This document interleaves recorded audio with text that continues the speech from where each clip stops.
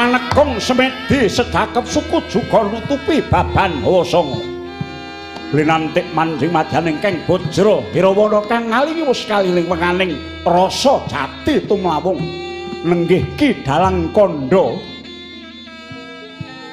amung anut keketeking ngaos pituduh jati saka jatining urip satemah padang Hanarawang wudaring semedi sinartan prataning Brahmana kang anyar katon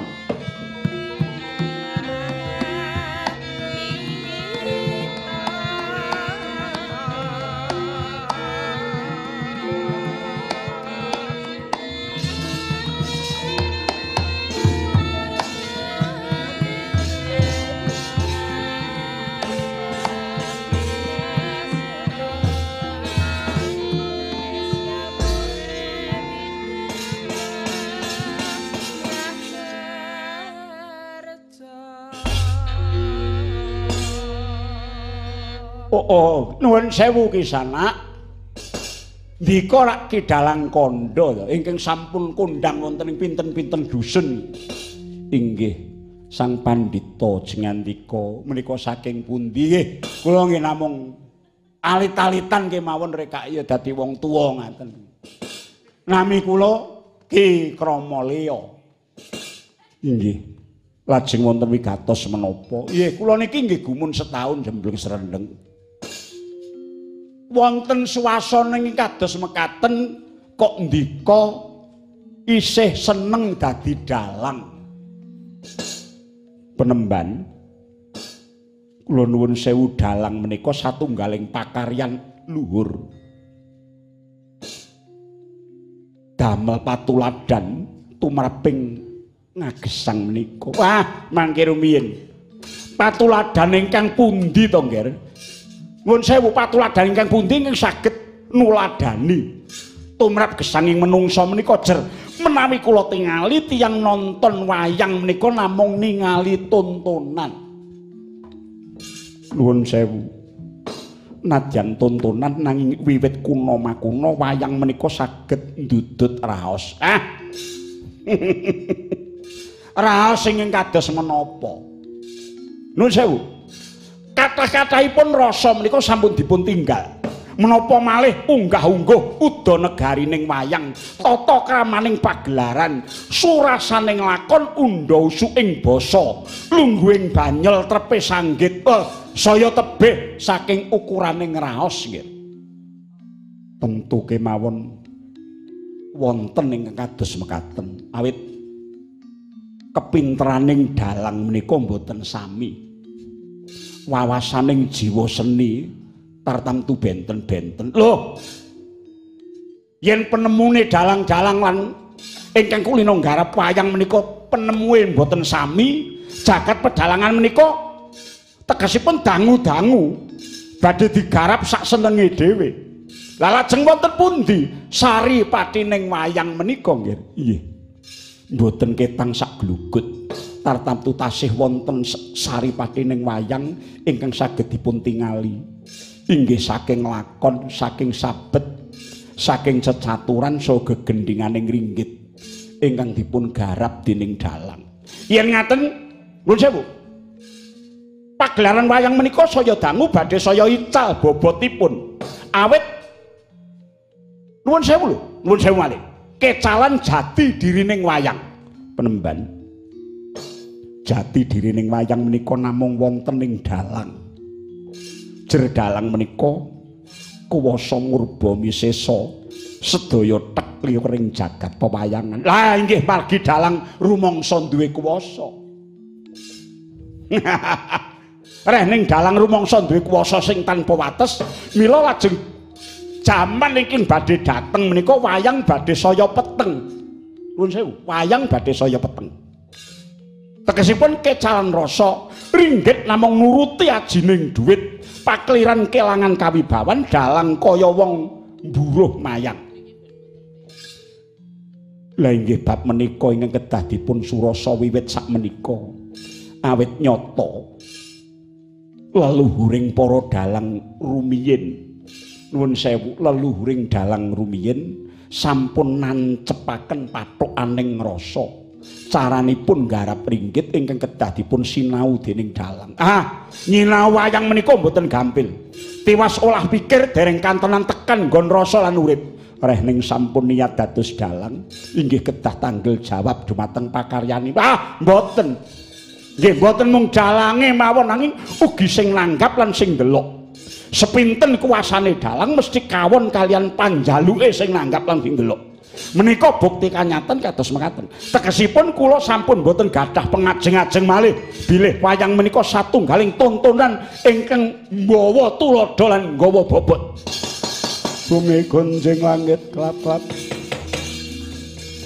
Katon kincang alis sang mawe gandrung sang resi. Piye?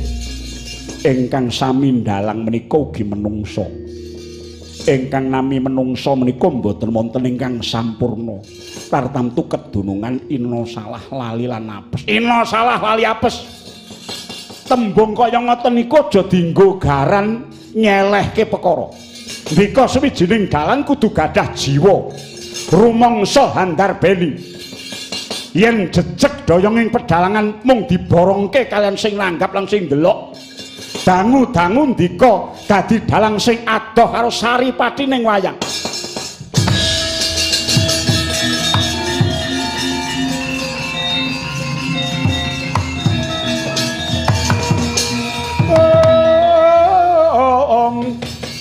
Wanguning Indra mangungkung ganduan remang. Kula tetep mboten badhe tebih kalian wayang. Awit dalang menika jiwanipun wayang. Wayang menika ragane dalang. Siraga badhe tetep ngremenaken yen disawang. Awit jiwaning dalang nuksma dhateng wayang. Caranipun kados pundi? Nuwun sewu, caranipun kados pundi? Pamawasing dalang sampun ngantos kolot. Mung tansah ngimpi kajayaning wayang jaman kepengker. Caranipun garap wayang mboten namung dipun kandheli njabane. Sepisan malih caranipun garap wayang mboten namung dipun kandheli njabane. Dadosa suguhan ingkang mareki nanging tetep indah. Oreh ning wayang menika mboten sedaya saged dipun mentahaken. Mila kedah pinter milih pundi ingkang kedah mentah lan pundi ingkang kedah mateng. Supados mboten ngajari wong ndelok dadi wong goblok. Kedah waspada awit kathah lakon-lakon wayang ingkang sampun mboten laras kalian jaman. Kathah basa ingkang sampun mboten saged dipun tampi lan kathah solahing wayang ingkang sampun kecalan bobot raos menapa dene unggah-ungguh lan tata krami. Nuwun sewu penemban, gamelaning wayang tetabuhan kangge wayang ingkang mungkus raos malah dipun bucal. Banyol mentah tur nglarani atine wong ndelok lan sapanunggalanipun malah saya dipun kandheli. Sedaya menika kedah dipun surasa. Purun boten purun kedah tetep gumregut ngrembakaken wayang kanthi enget.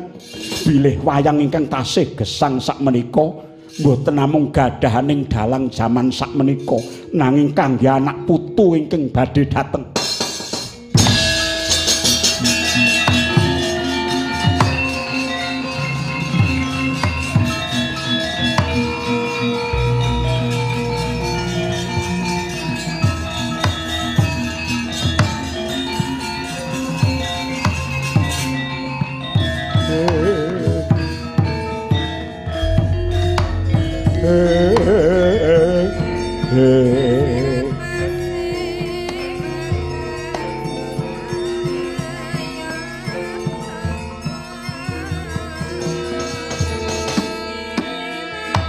Ilahing awit namastu namasidam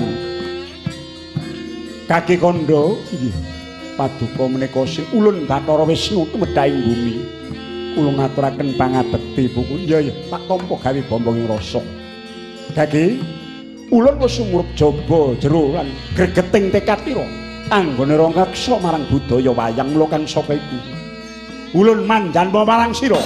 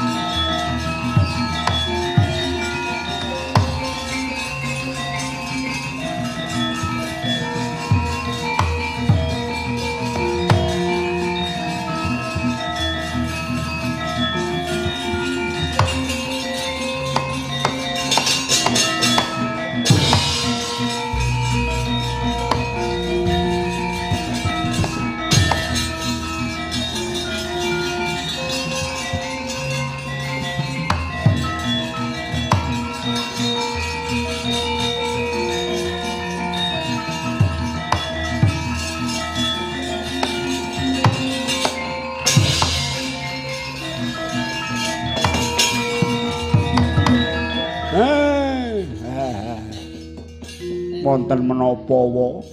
Ya seneng kok rumangsaku. Iki mau kok kaya ketiban rembulan.